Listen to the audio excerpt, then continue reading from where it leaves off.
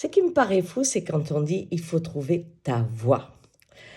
Quand un enfant naît, dès qu'il a quelques années, on commence à dire: «Oh, qu'est-ce qu'il va faire? On va le mettre» et on imagine des choses. On est toujours dans l'imagination, en fait, de la bonne voie parce qu'en plus, on a un conditionnement avec des mauvaises voies et des fois, quand on est sur la voie, on se pose la question: «Est-ce que c'est ma voie?»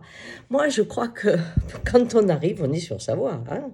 L'ours, il est à sa place, l'oiseau est à sa place, le poisson est à sa place, bon, l'être humain est à sa place. Son environnement, quelque part, doit révéler à chacun qui il est.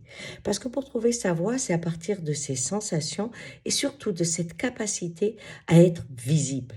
Si, par exemple, quand il y a beaucoup de monde, je me sens mal, je cherche pas à faire du coaching, des tas de choses pour savoir qu'est-ce qui se passe, il faudrait que je puisse supporter ça. Non, j'analyse dès que je suis petit que le groupe, c'est pas pour moi. Ou alors à petite dose. Donc, je suis plus attirée dans un espace où on va être un peu seul, hein, mais là, je m'y sens bien. Inversement, si par contre j'ai constamment besoin d'être avec du monde, je sais que il va falloir que je trouve quelque chose où je suis dans du collectif. De la même façon que froid ou chaud. C'est si je suis dans un endroit où il fait très très très chaud et que j'en peux plus, depuis que je suis petit, c'est pas agréable pour moi. Mais par contre, dès qu'on va à la neige ou à la montagne, j'ai l'impression que je revis bien.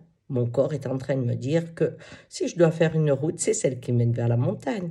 En fait, chaque fois que je me révèle, ma voix se révèle, mon environnement se révèle. Je suis le chemin.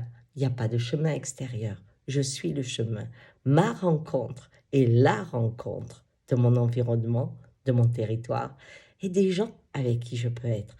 Le problème, c'est que nous sommes toujours dans la vue, dans l'imaginaire, dans quelques possibles par rapport à notre culture, et de ce fait, eh bien, nous cherchons éternellement la voix, parce qu'on est muet.